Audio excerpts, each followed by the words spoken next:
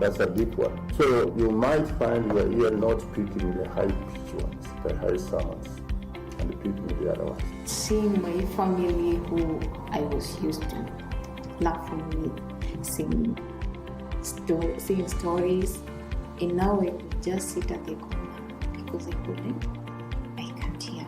The public should give them a chance because it's a quiet world for them. Join us this Sunday at 6:30 p.m. as we talk about hearing loss. Mambo gani haya? Mambo kama mtu mfupi kama kitunguu. Anaona round mwangalie. Sasa huyu amenitoa kwa samba kuja kunitrip na naniweka lafu kuna watu. Umakasereka? Chega, No, stakabadhi ya kupita kwa airport kama una travel. Sema turubena nyakiradio. Luvena. Nyakiradio. Nyakilalo. Kabisa sasa mimi nataka ile nguo. Ukishaivaa, nataka na kurekodi kwa video napiga. Vivian, sio the concern. Wajua hiyo, eh? Shauri gani wewe na nyatia natoka kama na nyemelea. Pole. Nene.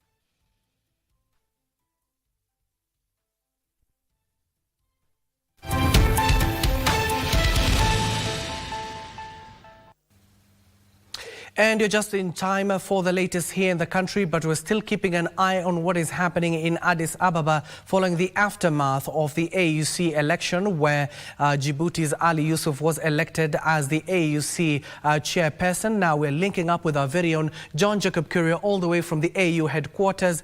John, good afternoon. What more can you tell us, given that we do understand there was a press briefing by the AUC candidate, or Kenya's candidate, that is Raila Amolo Odinga. What did he have to say?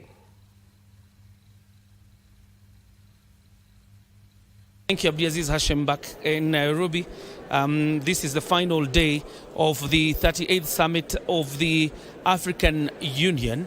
And of course, the reactions continue to trickle in regarding the exercise that was conducted yesterday, the election of the new chairperson of the African Union Commission, which ended up going to the Djibouti way. And of course, a little bit earlier, that's around 10, we had reactions from the Kenyan delegation consisting of members of parliament from the Senate and the National Assembly, as well as governors. Their reactions really towards what transpired, and their sentiments are the results went as they were, and they're confident, or rather they're confident that indeed the former Prime Minister was going to provide transformational leadership to the African continent. But then again, that doesn't happen, and they say that they're also satisfied with the level of campaigning that went into this, of course being conducted by the government through President William Ruto and the Ministry of Foreign Affairs, as well as the candidate himself, who did really a lot of shuttle diplomacy for this position. And of course, that means then the former Prime Minister goes back to the nation, of course, to continue with his service to the nation. Again, we've also had a conversation with the Prime Cabinet Secretary, Musalia Mudavadi, who is also the Foreign Affairs and Diaspora Affairs Cabinet Secretary, and has really gone to the length of disabusing some of the notions really that have been peddled by media, probably trying to disabuse what we were reporting last night regarding what probably might have happened or what transpired in the election yesterday. Because number one, the DRC factor, we spoke about the DRC factor. We also spoke about the fault lines of Anglophone and Francophone. And the Prime Cabinet Secretary says when Kenya was offering itself for this position, it knew there were going to be there were going to be two outcomes, a loss or a win, and whatever the outcome, of course the outcome was a loss, and he says they're satisfied with it. The African continent exercised its will and gave that mandate to Mohamed Yusuf of Djibouti, but then again says Kenya is not in the business of dividing the African continent into Anglophone, Francophone and Lusophone silos. That is the sentiments echoed by the Prime Cabinet Secretary and the Foreign Affairs Cabinet Secretary, that is Musalia Mudavadi. Also really spoke at length regarding the speculation that has been ongoing regards who voted for us, why didn't they vote for us, and says again the balloting was secret, according to Musalia Mudavadi. There was no way Kenya was going to monitor who was voting for who, but they say they are satisfied that Kenya has friends diplomatically. Kenya has friends diplomatically, and they're fine with it. But then again, we'll be telling you, we shall be giving you a comprehensive report regarding the reactions from Addis Ababa in our subsequent bulletins. But for now, let me hand you back to Nairobi for the continuation of the bulletin. Hashem. Well, thank you so much. That is our very own John Jacob Kuro, who has been keeping tabs during the AUC 38th ordinary session there in Addis Ababa, and of course briefing us in what is the reaction from the government, the candidate, as well as the number of legislators and leaders who converged at Addis Ababa, of course, to witness that historical moment that went the way of Djibouti. That is the candidate now, who is Ali Yusuf, who is the AUC Commission chairperson. Of course, we'll keep you tabs in our subsequent bulletins. Now, still at Addis Ababa, President William Ruto now says Kenya is ready to host the second biannual African Climate Summit later this year, should other African countries up to be the challenge. Now, speaking while chairing the meeting of the Committee of African Heads of State and Government on Climate Change at the AU Summit in Addis Ababa on Sunday, Ruto stated that Kenya was willing to take up the task to enhance climate action goals. According to the head of state attending the meeting in Addis, $7 to $15 billion by 2030 enhances its adaptation to climate impacts. We will agree at this forum where we are going to hold the next Africa Climate Summit. If there is a country that is willing to host, it is okay with us. If there is none, Kenya will be happy to host the second Africa Climate Summit. The fourth International Conference on Financing, that's number 2, for development, presents a key opportunity to accelerate the implementation of the 2030 agenda, particularly in pushing for international financing reforms. Having seen some deficiency in COP29 decision, we must strategize and defend our position as we move to COP30.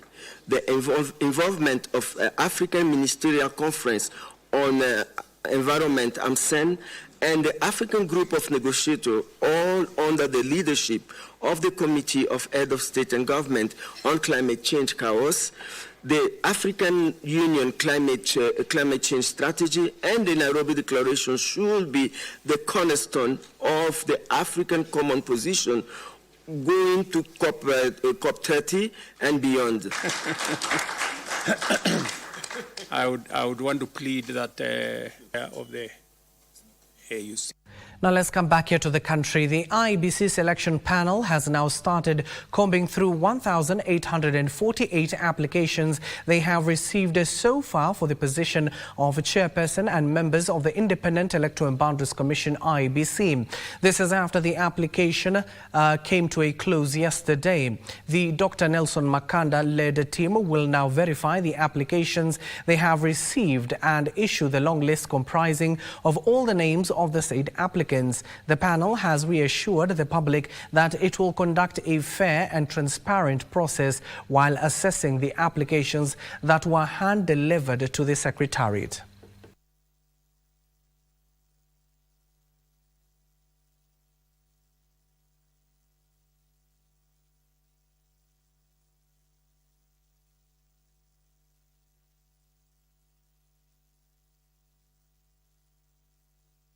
And on health matters, Kenya continues to be on high alert following the outbreak of the Marburg virus in Tanzania and Ebola in Uganda. According to the Health Principal Secretary Mary Muthoni, all travelers entering into the country through all entry points must undergo screening to protect the country from diseases. The PS spoke in Gishungu, Kirinyaga County during a free medical camp for young mothers. She cautioned expectant and breastfeeding mothers against alcohol and substance abuse.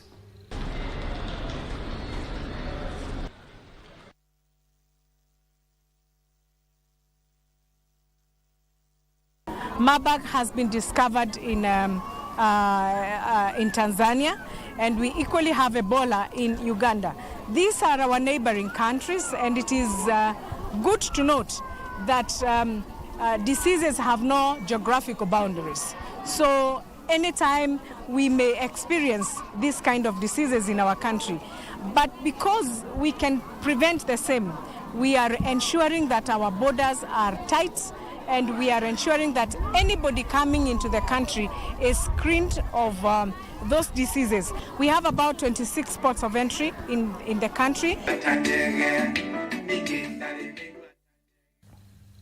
Now, tens of nurses employed under the universal health coverage under the Ministry of Health held a peaceful demonstration in Kilifi town to push the Kilifi County government to employ them on permanent and pensionable basis. Led by officials from the Kenya National Union of Nurses and Midwives Coast Region branch, the nurses petitioned Kilifi Governor Gideon Mung'aro is urgently solve their challenges, including what they termed as the disparities in payment of health workers in the county. Employed on a contract with a peanut of a salary of 50,000, which is very small, and that's why we've downed our tools to demand that the governor joins hands with his other colleagues to demand for the employment into PNP for the universal health coverage nurses. For the past 5 years, we have been working under a punitive contract. To us, we feel this is very unfair because tunafanya equal work as our counterparts working under PNP. So what we request you is to help us with the details of your leadership, so that as soon as possible we put up a meeting with His Excellency the Governor. You have an opportunity to address this issue, considering that some of these issues might be unique to different counties.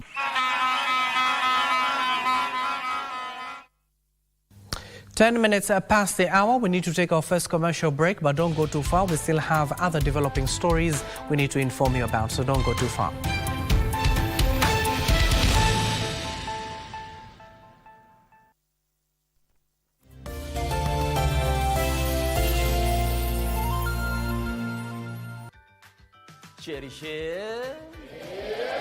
Cherisha.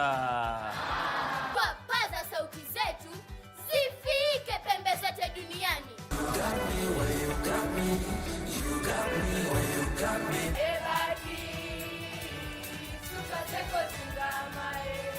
Wazazi wamechangia pakubwa zaidi katika kumomonyoka kwa maadili ya watoto wao.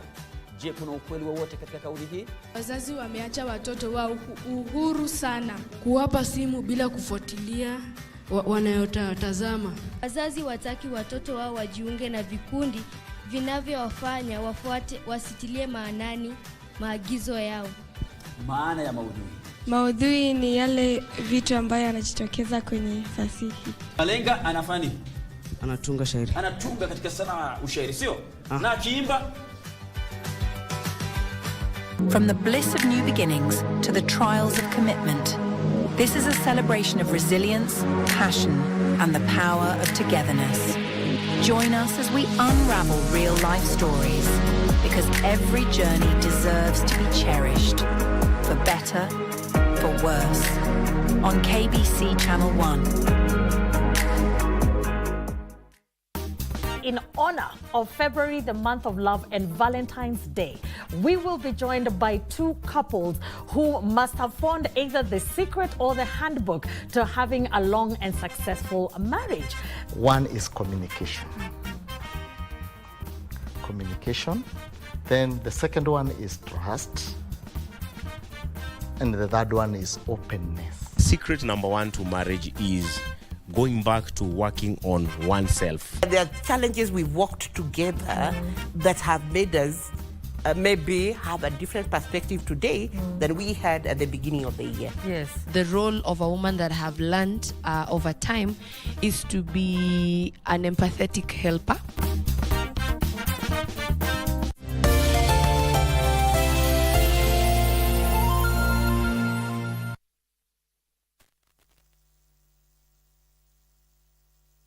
Back and thank you for staying with us. Now to a developing story here, or rather a breaking news.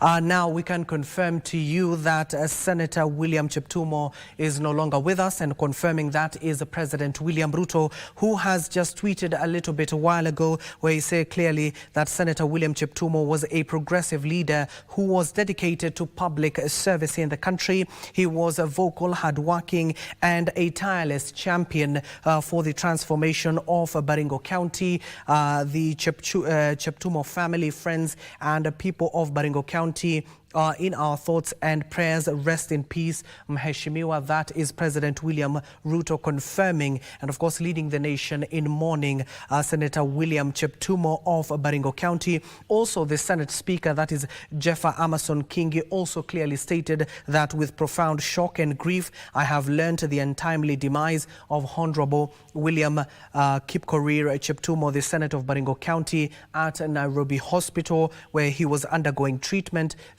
He further on goes to say that Senator Cheptumo was a dedicated leader who took up his legislative agenda with unmatched zeal and selflessly articulated the interest of the people of Baringo and Kenya at large. The Speaker continues to say the Senate of Kenya has lost a leader who firmly believed in devolution and used every opportunity to advance its cause and the welfare of the nation. And of course, he also joins the family, the people of Baringo County and Kenyans at large in mourning a great leader, and pray that God grants all the grace and fortitude to bear this monumental loss. May his soul rest in peace. That is the Speaker of the Senate, Jeffa Amason Kingi. If you're just joining us right now, we can confirm to you that Senator William Cheptumo is no more. And of course, President William Ruto is leading the nation in mourning the senator, who he clearly stated that he was a vocal, hardworking and a tireless champion of the transformation of Baringo County. We'll have more details for you in our subsequent bulletins. And now to other news now. The Catholic Church is urging the government to prioritize delivering essential services to Kenyans, especially healthcare. Speaking during the annual pilgrimage at the Komorok Shrine in Matungulu, Machakos, Catholic Diocese Bishop Norman Kingo, while acknowledging the gaps in implementation of key services to Kenyans, the bishop called for speedy solutions to ensure Kenyans get value for their taxes. At Komorok Shrine in Matungulu, Machakos County, hundreds of faithful gathered for their annual pilgrimage. Machakos Catholic Diocese Bishop Norman Kingo, in leading the congregants, challenged the government to prioritize delivering essential services to its citizens who are struggling to make ends meet. We have been talking about it, we are being taken in circles, but we have to talk. It's painful when patients come, like the policemen here, who take care of us, and we can't treat you. We have medicine, we have doctors, you are sick, we want to treat you. But the problem is that we are not being paid. Machakos Governor Vinyandeti, who was also present, called upon her political counterparts to respect the church and its leadership, noting that they play an integral role in shaping the spiritual and social well-being of Kenyans. Maneno ya kanisa, chunga vile unasema. Kwa sababu sisi kama Wakristo, kama ni Katoliki, sisi tunawasikiza mabishopu wetu. Vile bishop atatuambia tufanye ndio tutafaa. Si ndio? This, even as she challenged parents to stay vigilant and ensure they guide their children into making the right decisions in life. I took 1,000 children to the Machakos Empowerment. That is the MYS. Those children, most of them, were taking drugs, Ukiwaangalia wengine ni kama walikuwa kwa vita, uzo zimekatakatwa. Opicho Chemtai for Lunchtime News.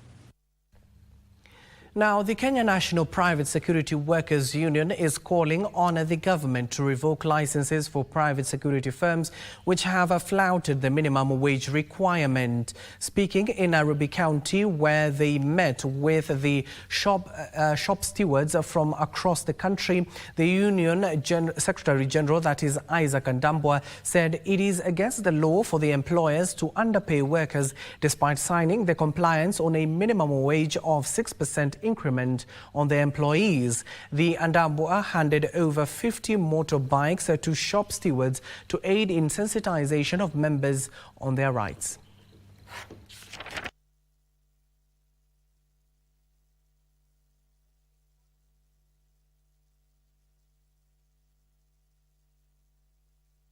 Na sisi kama kampuni kubwa tuna lose kazi kwa sababu wale watu wako kwa ofisi, wale watu wamepewa kazi na serikali ni askari ambaye ni wa kampuni ingine ambaye hawezi meet compliance. Why should the government license people who don't generate income, who don't pay minimum wage to support the government of the day? Kwa nini serikali inapea watu license ambao hawalipi minimum wage, hawalipi SHA, hawalipi NHF, hawalipi ushuru yote kwa serikali? Na hao ndio wamejaa wanafanya biashara kwa hii sekta. Number 2, by licensing those who don't comply with the minimum wage, what is the government doing? It is forcing those ones who are complying out of the business. And if you're just joining us, you can see the breaking news on your screen. That is the latest we have. And of course, it has been confirmed by the President as well as the Speaker of the National Assembly that Baringo Senator, that is Cheptumo, is no longer with us, with the Senate Speaker, Jeffer Amason Kingi, clearly stating that the legislator, his untimely death was recorded at the Nairobi Hospital where he was undergoing treatment. We'll have more for you. We'll have more details for you as and when we receive them. Now, Managing Director for East Africa Portland Cement, Bruno Gunda, has officially assumed office after 4 court cases that hindered his assumption of office was officially withdrawn on the 12th of this month. According to the MD's advocate, Agri Odwor, the petitioners had filed a case challenging his suitability in his appointment for the Managing Director position.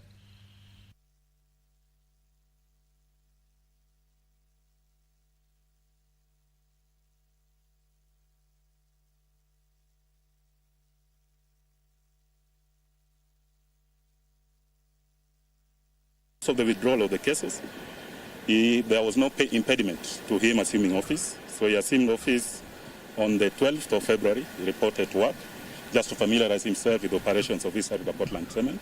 There is no pending court case on the appointment of Mr. Bruno Gunda as the East Africa Portland Cement Managing Director. In other news, Imarisha Sacco has declared a dividend of 1.7 billion shillings compared to 1.4 billion shillings in 2023. This represents an increase of 14.09% in payout. Speaking during the Sacco annual delegates meeting in Imarisha Kebo Plaza in Kericho Town, Imarisha Sacco chairman, that is Matthew Ruto, said the share capital rose from 2 to 2.3 billion shillings and asset base growing from 21 to 24 billion shilling, a rise of 12.86%. According to the chairman, members' deposit grew from 15.87 billion shillings in 2023 to 17.98 billion shillings in 2024. The SACCO membership went up from 215,000 to 233,000, a growth of 8.4% attributed to good marketing. Meanwhile, the SACCO CEO Matthew Rotich confirmed a growth in the loan portfolio from 17 billion in 2023 to 19 billion shillings in 2024.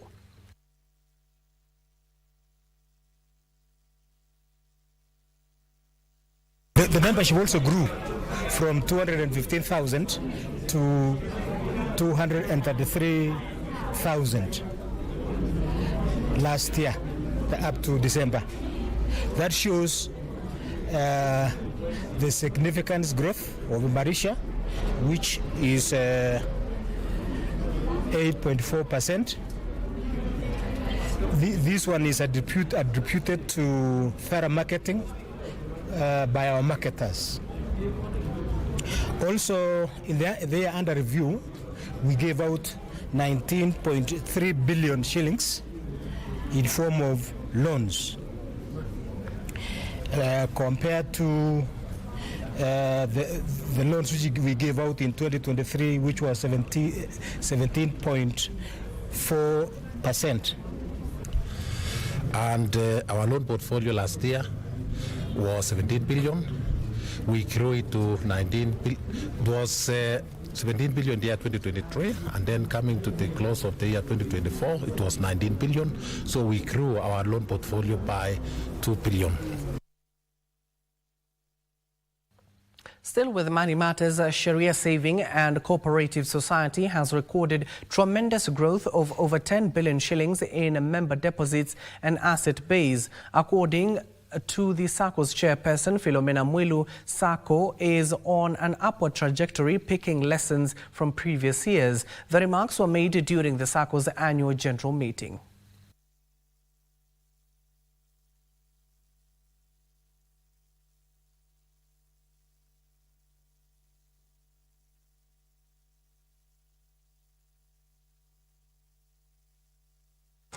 During the year under review, the SACCO made a few significant milestones with growth in key financial indicators as follows. Total assets grew by 11.61% from 9.1 billion to 10.2 billion. We are going to double our efforts in doing that which is right with our member. We are going to use the lessons picked in 2024 as a foundation to greater growth. A 10 billion shillings SACCO asset places you in the top league within the country.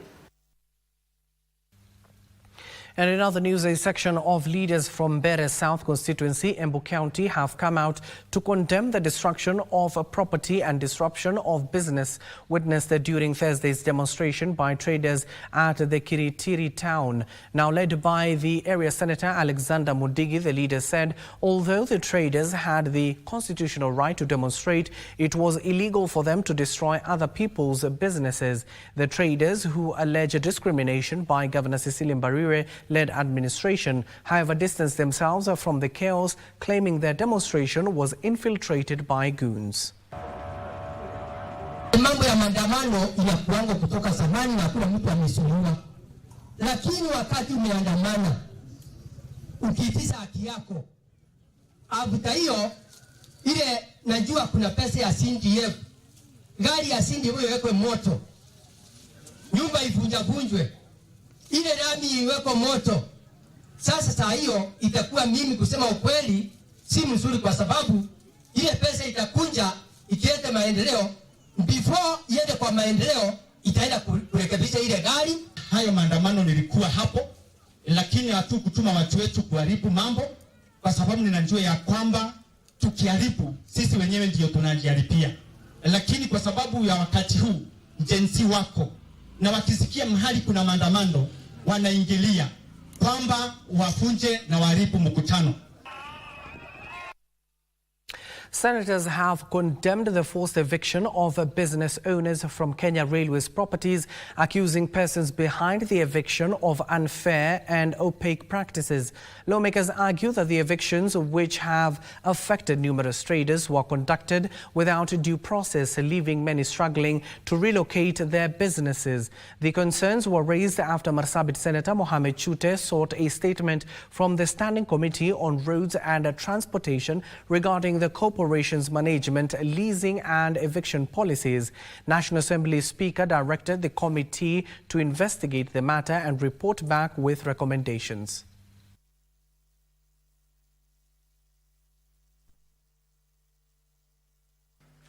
Mr. Speaker, sir, I rise pursuant to Standing Order 53.1 to seek a statement from the Standing Committee on Roads and Transportation regarding the management, leasing, eviction of tenants of Kenya Railway properties, with a particular focus on properties located on Kitui Road in Nairobi industrial area. In the statement, the committee should, 1, provide details on the total number of properties owned by Kenya Railways nationally, their estimated value, and the rental income generated from those properties. Kenya Railways management invades the land, destroys property, and just cancels the leases. Mr. Speaker, there must be a better way of terminating contracts, especially leases. And so it will be important, Mr. Speaker, to make sure that justice is served to everyone, the old tenants and the new tenants as well.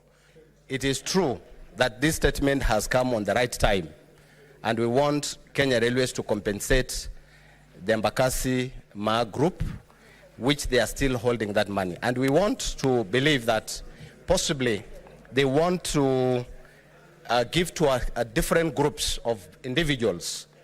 And we want to come against that such that each and every person be compensated for those, that list that was there, who had rights to have that right of that land.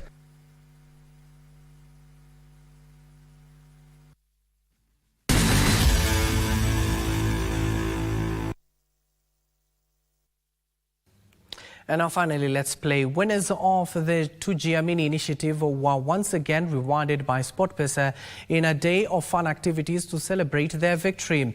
The Tujiamini initiative is a program aimed to tap, nurture and develop talents from the grassroots level. It was a day of games, fun and interaction between SportPesa and the 2024 Tujiamini Initiative Gold winners. Speaking during the event, SportPesa Public Relations Officer Deborah Chepkirui noted that the fun day was not only held to celebrate the winners, but also to encourage other persons to take a chance with their talents. Tujiamini is not just an initiative, it's a movement that believes in sports and talent. When given the right support and the right funding, can really go far. And sadly, in Kenya, in our country, it's a segment that has been sidelining for a while. So Tujiamini is here to fill in the gap and to close on the loopholes. The initiative aims to tap more talents in 2025. Pale Dandora Sai, there's a tournament going on that has brought together over 300 grassroots football players across Kenya to compete on the national championship. So Tujiamini is basically and purely grassroots. Next week I'm traveling to Dubai to represent SportPesa and also Kenya as a country in Dubai for the Spinnies Challenge. It's a worldwide event and it's my dream. It came true. Siaya Skating Club is based in Siaya County, in both in Bondo sub-county and Alego sub-county, and it comprises of kids from the age of 3 to 17 years.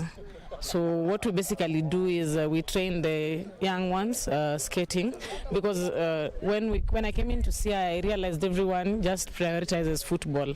So I decided that why not bring those urban sports to the rural area and empower the children in those places. More than 20 winners were celebrated with the Tujiamini initiative, aiming at nurturing more talents in 2025 in all the sporting disciplines.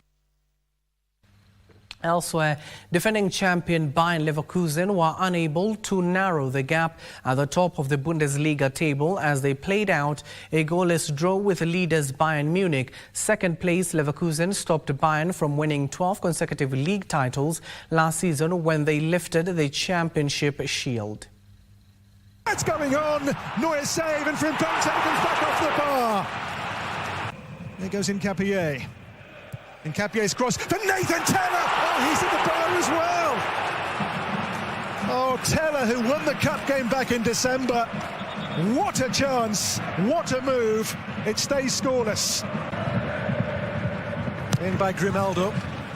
It continues this afternoon. Liverpool will be taking on Wolves, and of course there is a bigger match in this North London side where Manchester United are expected to go to Spurs, where they'll face Tottenham Hotspurs in their own stadium. That is the latest we have for you in our bulletin. But before I go, as you can see, the breaking news is still there with us. You can see on the screen that is none other than the late Senator of Baringo, that is William Cheptumo, and of course the news was confirmed by none other than President William Ruto, who condoled with the family and friends of the senator, and of course and the country at large. And of course the Amason Kingi, who is the Senate Speaker, also revealed that the senator passed on while he was receiving treatment at the Nairobi hospital. And of course he clearly stated that Senator Cheptumo was a dedicated leader who took up his legislative responsibilities with unmatched zeal and